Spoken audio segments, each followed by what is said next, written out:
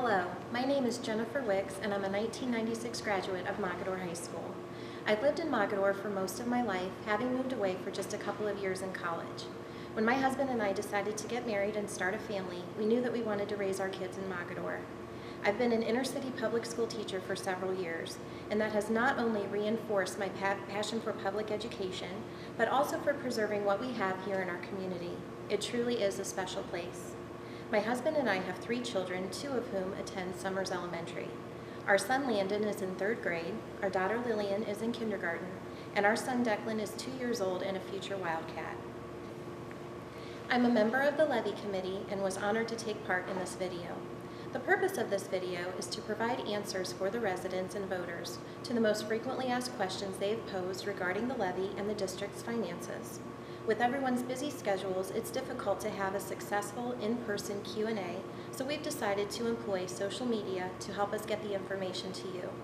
If you have additional questions after viewing the video, please visit mogadore.net and click on Levy Info to submit your inquiries, or call the administration building at 330-628-9946. Dr. Dinklager, why is a levy needed and where does the school plan on using the money? Well, that's a good question, and it's one of the most frequent questions that we are asked of the citizens, and rightfully so, because all of us are taxpayers and all of us want to have a good feeling about how our monies are being used for the schools. So I'd like to show you a chart here and provide a little overview of school budgets, and particularly the budget in the Mogadore schools. One of the things that we'd like you to be aware of is that the budget in the Mogadore schools, the annual budget, is $9.2 million. Now, how is that broken out? And to answer your question, exactly how does that money fall out in terms of the use in the school system? So one of the things that you'll notice here in terms of the pie chart is the largest portion in green is 85% of the budget. And 85% of the budget in schools, our school district as well as school districts throughout Ohio, is for teaching and learning. And when you talk about teaching and learning and you think, well, what does that mean? Well, it involves certainly materials for the children, curriculum, materials to use for the academic instruction, classroom instruction, teacher aids, all the supports that our youngsters need to have the maximum learning opportunity. So that's 85% of the budget, and that's certainly where we would want the funds to be used because, after all, we are about teaching and learning.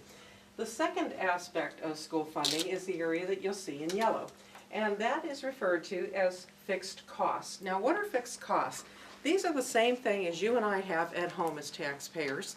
We have our electric bill, we have our plumbing bills, we have our water and our electricity, our various utilities, we have gasoline for our cars. We refer to those as fixed costs because those are aspects in a school district that we need, of course, just like we do in our homes, to keep ourselves operational. So 10% of that is referred to as fixed costs.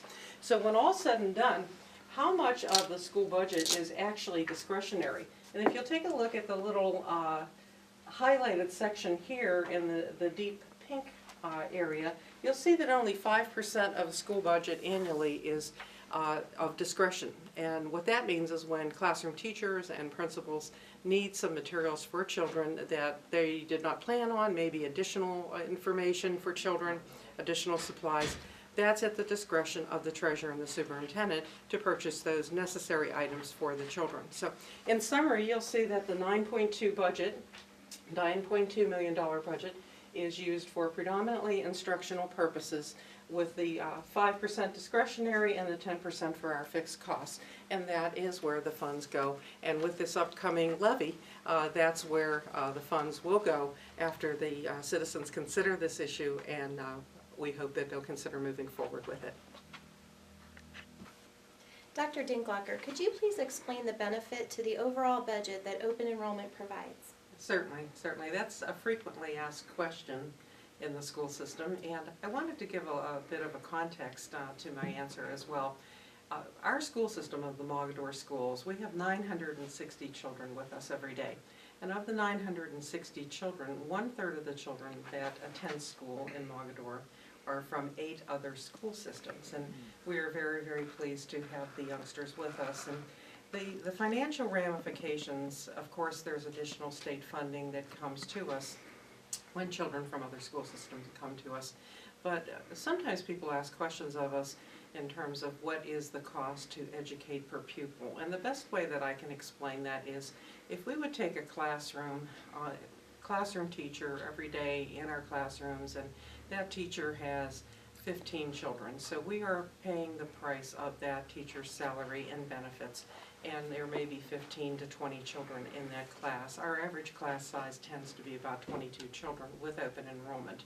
But when you look at it from a financial point of view, wouldn't it be prudent for us to have additional children come to our school system so that our class sizes are supplemented by children from other school systems? So now what we're doing is we take the teacher's salary and we divide that teacher's salary by perhaps 22 versus 17 or 15. So that's where you see the cost benefit to the school district. So I hope that makes sense to the taxpayers at home, that we value the children certainly that are in the Mogadore schools, not only from our own residence areas, but from those 8 other school systems that we serve. Mr. Adams, please explain the changes in Ohio legislation that have caused Mogadore Local Schools to lose $1.4 million in funding each year. Well, that's a great question because that's really at the crux of our financial situation here at Mogadore Local Schools. House Bill 66 was a law that was enacted back in 2006 by Governor Taft. And although there were some good points to the law, it was devastating to the budget of the Mogadore Local Schools. And to kind of put it in perspective, at the height of that revenue stream, we were getting $2.5 to $2.6 million on an $8 million budget. And that's gone away now. And we're losing, like you said, $1.4 million each year in funding. A lot of people ask me, well, what's that really mean in layman's terms? And I said, it's real easy. Drive your car down Gilchrist Road, look to your right and look to your left, and you're going to see massive warehouses. And those warehouses, Rubbermaid and others, are full of inventory. And we used to get the financial benefit of that inventory.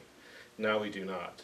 If this bill was not enacted back in 2006, and we still got the full $2.6 million in revenue, we wouldn't have to have a levy. We wouldn't have had to have a levy 4 years ago. We wouldn't have to have a levy today. So as you can see, it was a devastating legislative law for us. What are some of the cost-saving measures that have been implemented thus far to reduce overall expenses in the district?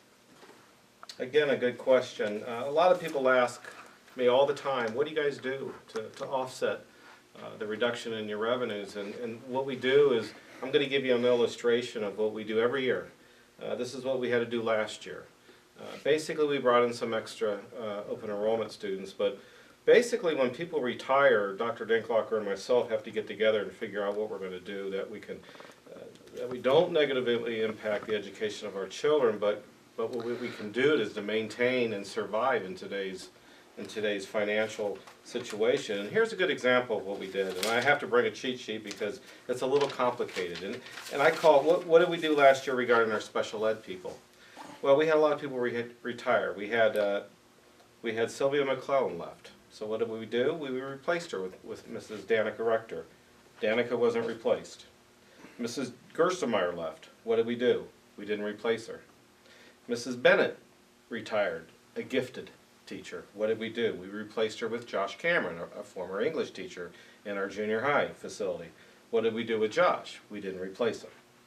We do this each and every year, and I don't think the taxpayers really can recognize. I mean, they ask me all the time, what do you do? These are examples of cost reduction measures that we have to do now each and every year to survive. Mr. Schwartz, please explain the importance of supporting the school in order to continue to provide an excellent education for future generations. Well, I'm a 1981 graduate of Mogadore. My wife Diane's a 1982 graduate. My brother Rod's 1983 graduate. My daughter Alexis is a 2012 graduate, and my son Lucas is going to be a 2020 graduate. You know, Mogadore's always been a unique place. Small town with a close-knit, supportive community that takes tremendous pride in the successful traditions of our school's academic and athletic programs. Many of our alumni have enjoyed and continue to enjoy success during their professional careers. The foundation for this success, I believe, can be traced to the experiences gained during their time here at Mogadore Local School District. We want to continue to provide our children with the opportunities for that success and positive experiences here at Mogadore Local Schools. Keep supporting our schools. Our children deserve it, and we want to continue that. Mr. Swartz, in the event that the levy does not pass, there will be a pay-to-participate charge assessed to athletes and their families. Could you tell us a little bit more about that? Yes, there's a letter that has gone out that references our pay-to-participate program that will be in place if the levy does not pass. A quick version of it is it's $100 per sport per athlete. There's a cap of $250 per family with that pay to participate. Also, with that letter, there's a payment structure in for each sports season. So there's one for the fall, there's one for the winter, and there's one for the spring of when those payments are due. I'd like to thank our administrators and personnel for speaking with us and for answering our questions. And I'd like to thank you for watching. Once again, if you have additional questions, please submit them online at mogadore.net or call the administration offices at 330-628-9946. Thank you for your time, and don't forget to vote on May 6th.